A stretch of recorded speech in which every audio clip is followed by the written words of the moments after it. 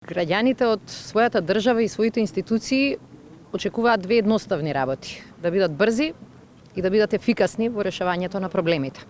Тоа особено важи во ситуации на вонредна криза, во ситуации на епидемија од која што со право се загрижени и граѓаните, страда и економијата, и тоа е една криза која што го мобилизираше практично целиот свет. Ние во услови на ваква криза покажавме дека институциите можат извонредно, брзо и квалитетно да соработуваат и да ги решат проблемите. Нешто што многу често граѓаните ни го замерувале и сметале дека е слабост на нашата држава.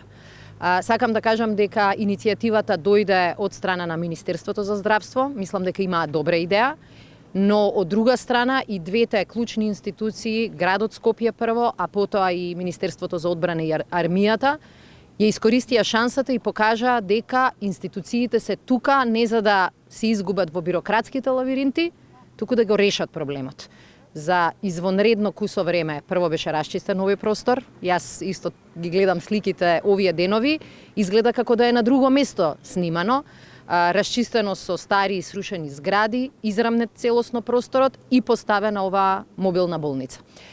Сакам да кажам дека навистина инженериските единици на армијата, но и тимот во воено-медицинскиот центар на армијата покажаа дека се тука кога треба и веднаш се мобилизира и обезбедија и ваков навистина квалитетен резултат.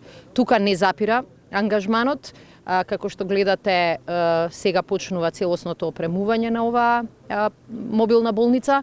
Ние се надеваме дека нема да мора да се користат сите капацитети, меѓутоа државата мора да ни обезбеди дополнителни капацитети и тоа најдобро е како што е сега во кругот практично на клиничкиот центар.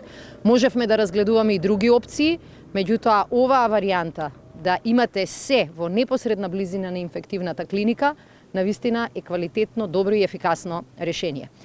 Дополнително сакам да кажам дека ова активирање на така наречената Рол 2 мобилна болница покажува како и во вакви ситуации може да помогне членството и сојузништвото со НАТО земјите членки. Оваа болница и целокупната опрема во неа е практично донација на еден од нашите силни поддржувачи на патот кон членство во НАТО, а тоа е Норвешка, и очекуваме и во следниот период да добиеме дополнителна медицинска поддршка за овој проект.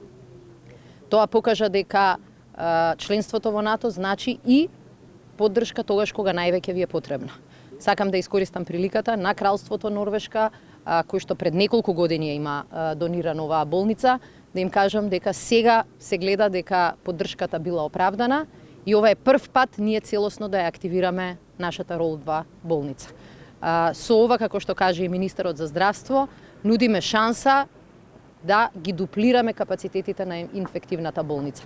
Армијата и градот Скопје ќе го продолжат ангажманот тука во рамките на клиничкиот центар и очекуваме овој тип на ефикасност и добра соработка помеѓу институциите да ни стане пракса, а не исклучок.